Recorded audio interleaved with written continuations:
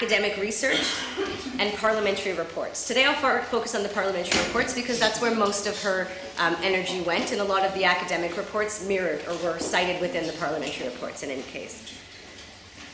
So this research demonstrates that sex workers' vulnerability to violence is the result of numerous factors, including legislation that criminalizes the industry.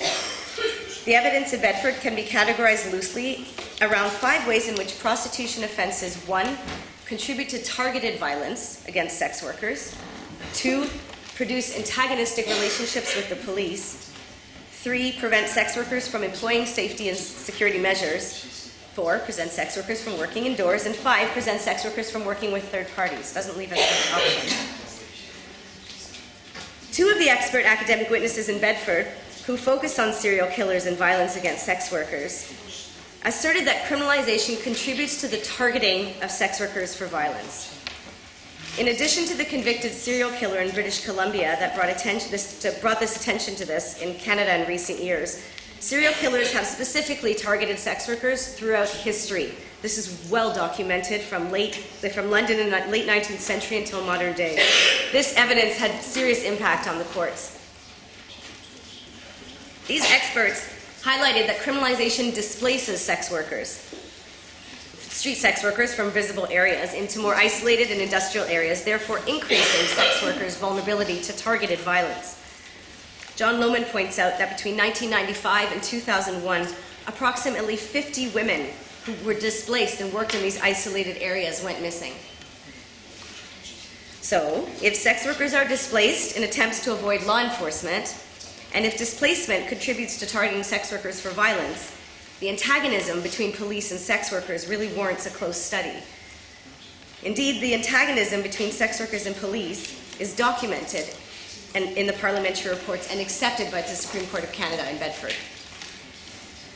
The research demonstrates that criminalization limits sex workers' access to the justice system for 2 principal reasons. First, sex workers believe that violence against us will not be taken seriously.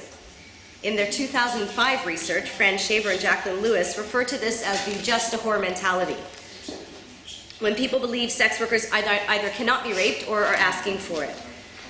This was also highly documented in the commissioned report on missing and murdered women as one of the reasons that so many women went missing in Vancouver. Secondly, in a criminalized context, sex workers are fearful that if they turn to the police, they'll lose income, be monitored, publicly identified, criminally charged, and possibly deported.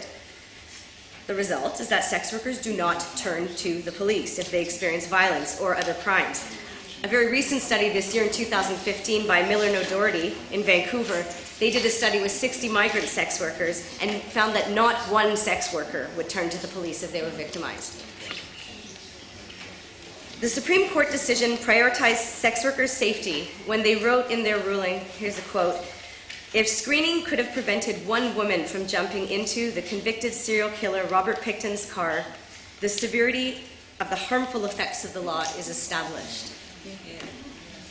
Research has demonstrated that a safe and secure environment would involve one that is not rushed with clients, and where sex workers are not avoiding law enforcement and consequently losing income. This was clearly demonstrated by large-scale research by Fran Shaver in 2005.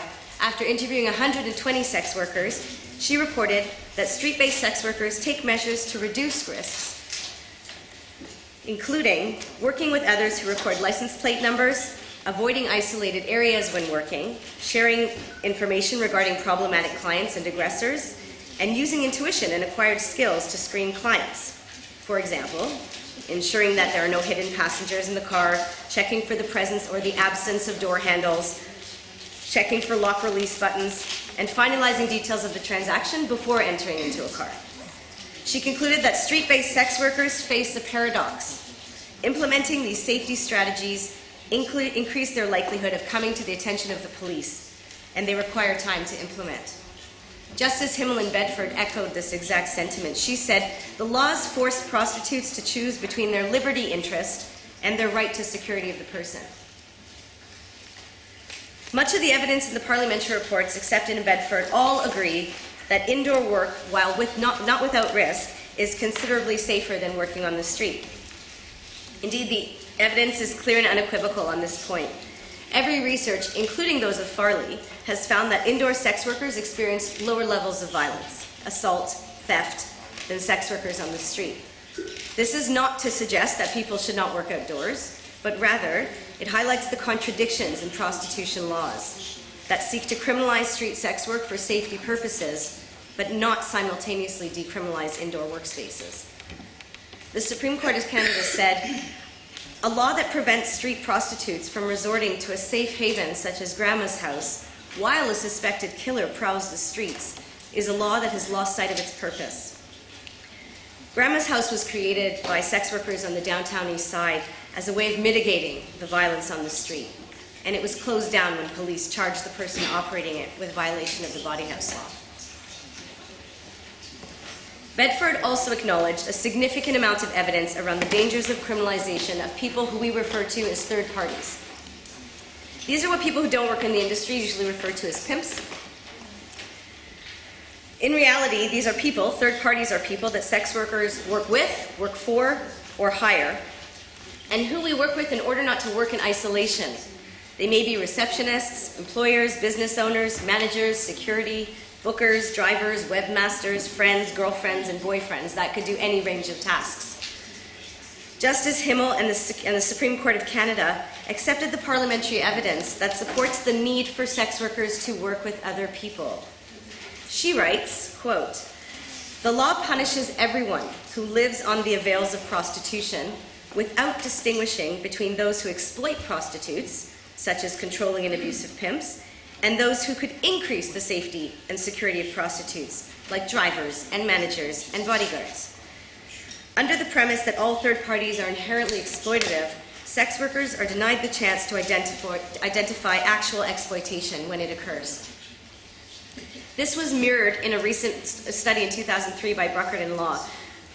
Although the objectives of the offenses that criminalize prostitution, the objective of the offenses that criminalize third parties is to protect sex workers and from harm and exploitation. In practice, they're detrimental to sex workers.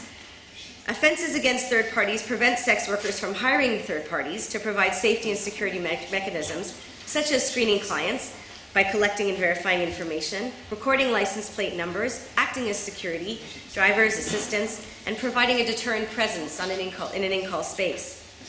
This offense also denies sex workers access to labor protections and criminal justice redress in the likelihood of arrest and conviction. After Bedford, the Conservative government implemented something called Bill C-36. Some of you may have heard of it. It's the Protection of Communities and Exploited Persons Act. It has a ring to it. We call it Bill C-36. Bill C-36 completely flies in the face of all the Bedford evidence. It was implemented by a Conservative government. I'm not sure if I had mentioned that. They claimed that Bill C-36 was to protect sex workers, and they claimed that it was inspired by what is known as a Nordic regime. Nordic regimes that claim to criminalize clients and third parties, but not prostitutes, are an impossibility. You cannot criminalize one part of a sex working relationship and not the other, particularly in the context of stigma and discrimination against sex work and continued antagonism with the police. Much of the evidence in Bedford contradicts the foundation on which the Nordic regime is built. Justice Himmel rejected ideological evidence founded on the premise that all interactions with clients are inherently exploitative or violent. Canadian researcher Chris Atchison also supports this in his current research. In his 18 in-depth interviews and 1,217 survey responses with clients, he reported that most interactions between sex workers and clients are not violent. When violence does occur, it may be related to communication breakdown between parties. His research also counters the myth that clients fuel a demand from services from trafficked people and exploited youth, and suggests that clients prefer to purchase sexual services from people between the ages of 21 and 30 years old.